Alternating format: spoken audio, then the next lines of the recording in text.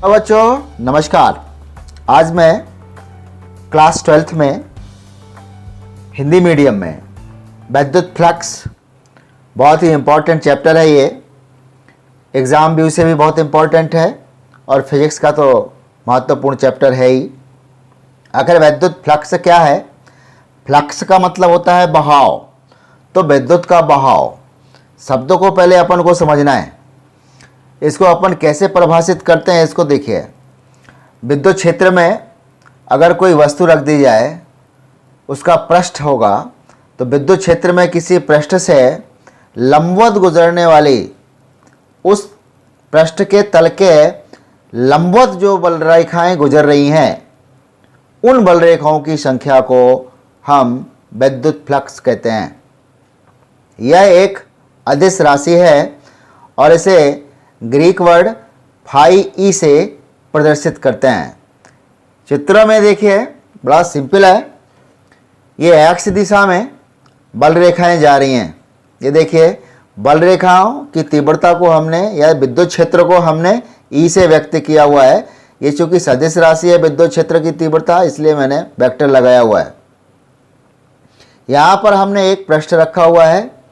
पृष्ठ का तो तल है वो वाई डायरेक्शन में है। ये देखिए, अब पृष्ठ का तल किस दिशा में जा रहा है? वाई। तो इसका लंबवत तल कौन होगा? एक्स। अब देखिए, एक्स दिशा में जो बल रेखाएं जा रही हैं, जो भी बल रेखाएं एक्स दिशा में जा रही हैं, उनको हम विद्युत फ्लक्स कहते हैं। बात आपके समझ में आई होगी। तो यहाँ पर एक्स दिशा में इस पृष्ठ से जितने भी बल रेखाएं गुजर रही हैं, उन बल रेखाओं की संख्या को, संख्या मतलब काउंट करते हैं, बल रेखाओं की संख्या को हम विद्युत फ्लक्स कहते हैं। देखें, माना किसी बिंदु पर विद्युत क्षेत्र ई है और यदि इस क्षेत्र के लंबवत कोई पृष्ठ रखा हुआ है जिसका क्षेत्रफल हम ले लें डेल्टा एस है। मैंने चित्र में बताया था कि विद्युत क्षेत्र के लंबवत वाई दिशा में पृष्ठ रखा हुआ है।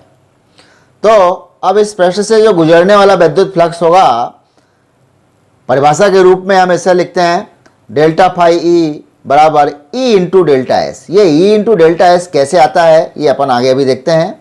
ये इसकी परिभाषा है, विद्युत क्षेत्र की तीव्रता इंटू या गुणा पृष्ठ का क्षेत्रफल। यदि विद्युत क्षेत्र ई पृष्ठ के अभिलंब से थीटा कोण बनाता है, तो इस स्थिति में पृष्ठ से जो गुजरने वाला विद्युत फ्लक्स होगा उसको हम इस प्रकार परिभाषित करते हैं, डेल्टा फाई ई बराबर E cos theta into delta S, या फिर डेल्टा फाई ई बराबर E delta S cos theta.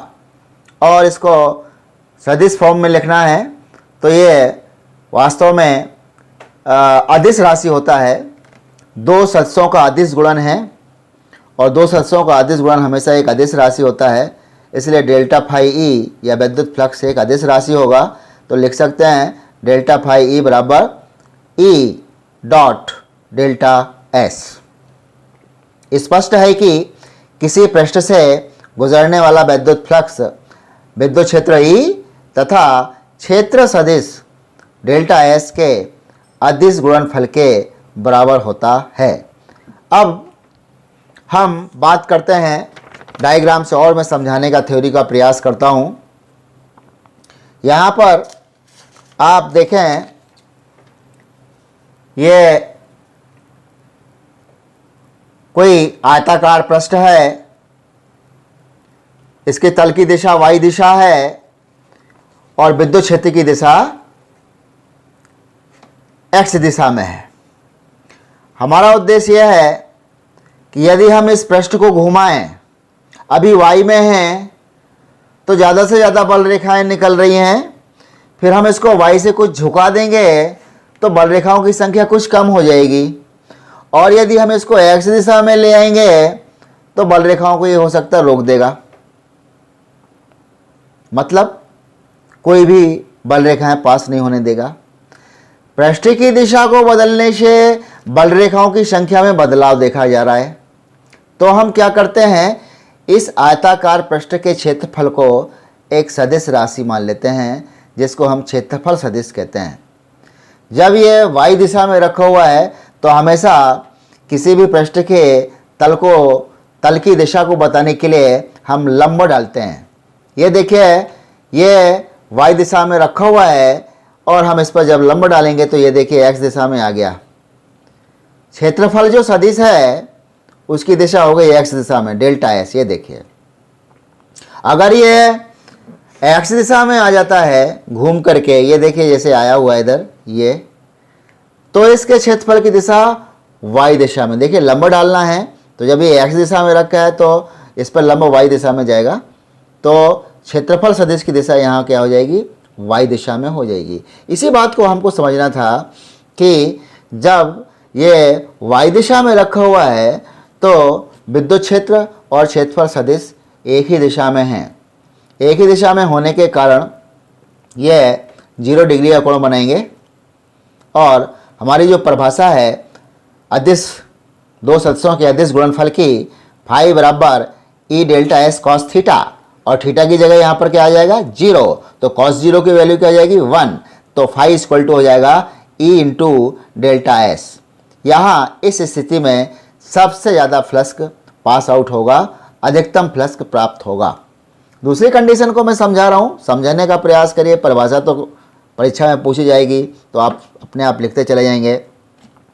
यहाँ पर जो ये आयताकार पृष्ठ y दिशा में रखा था, अब मैंने इसको घुमा करके x दिशा में रख दिया। अब इसके पृष्ठ का जो क्षेत्रफल है इसकी दिशा जो लंब डालेंगे वो y दिशा में चली जाएगी, डेल्टा एस। ये देखिए, लेकिन विद्युत क्षेत्र की दिशा क्या है, E है। यहाँ पर E और डेल्टा एस के बीच में एक दूसरे के लंबवत हैं, ये देखिए। अतः कितने डिग्री का कोण बनेगा, 90 डिग्री का कोण बनेगा। इस कंडीशन में फ्लक्स कितना होगा, परिभाषा पर जाइए, phi equal to E delta S cos theta, theta बराबर 90 कॉस 90, फाई बराबर E delta S cos 90। Cos 90 का मान क्या होता है, 0 होता है, अतः फाई बराबर क्या हो जाएगा 0। इस कंडीशन में कोई भी बल रेखाएं पास आउट नहीं होंगी, नहीं निकलेंगी। अतः इस दिशा में, इस स्थिति में पृष्ठ से गुजरने वाला फ्लक्स क्या होगा, 0 होगा। बंद कर दो। इस चित्र को थोड़ा बारीकी से देखिए।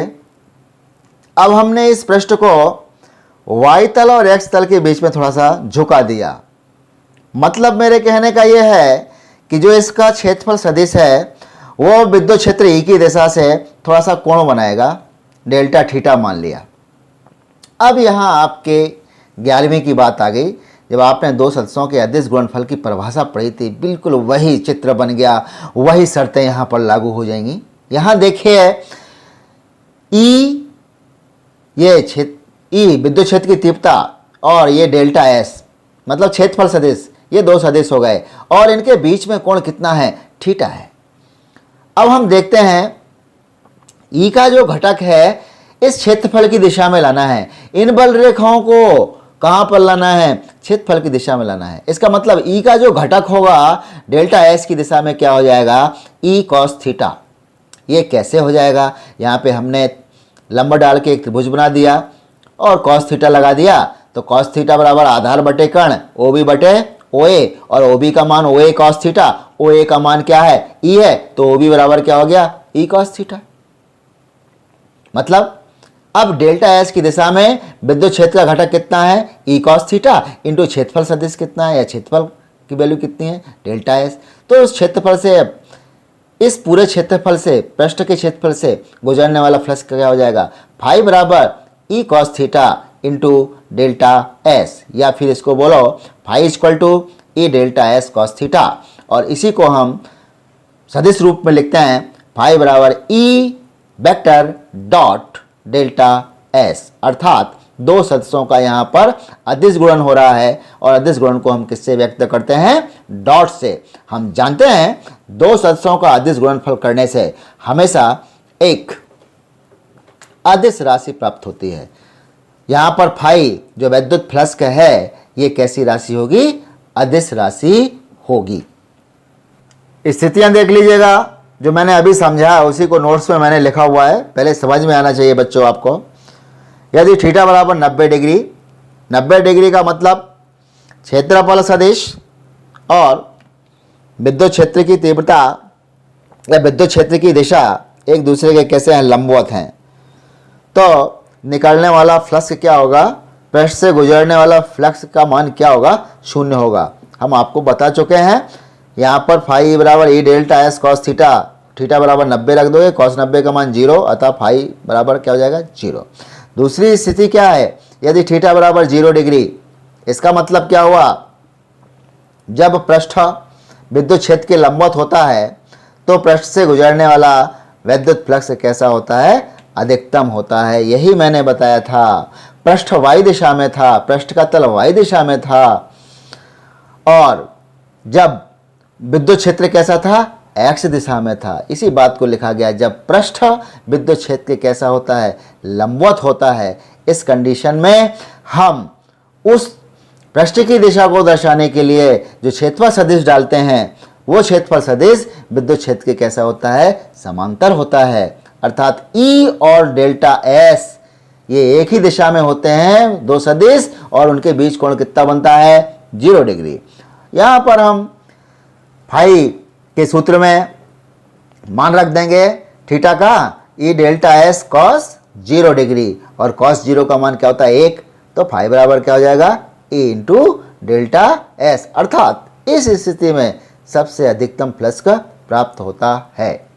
वैद्युत फ्लक्स का मात्रक एसआई मात्रक आपको मालूम है, भौतिक राशि का मात्रक एसआई मात्रक पढ़ना पड़ता है। सूत्र हमारा वही है, फाई बराबर ई डेल्टा एस। फाई बराबर ई की वैल्यू क्या होती है, न्यूटन बटे कूलाम। आप जानते हैं विद्युत क्षेत्र की तीव्रता का मात्रक एसआई मात्रक न्यूटन प्रति कूलाम होता है, क्षेत्रफल का मीटर स्क्वायर होता है, और इसको आप लिख सकते हैं न्यूटन मीटर स्क्वायर प्रति कूलाम। इसके बाद एक बहुत इंपॉर्टेंट स्टार मैंने लगा हुआ है, देख सकते हैं।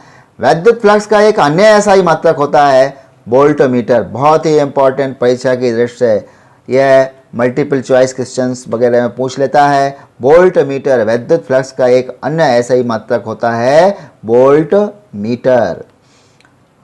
अब हम विमीय सूत्र निकालना चाहेंगे। वैद्युत फ्लक्स का विमीय सूत्र, ये सब आप 11th में 11वीं में पढ़ के आए हैं, होशियार हैं आप लोग, तुरंत समझ जाएंगे। फाई बराबर E into delta S.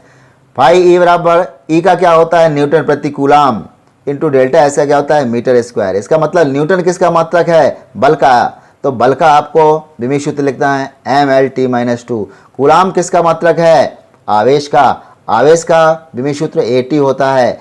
Metre दूरी है, दूरी का क्या होता है, L स्क्वायर।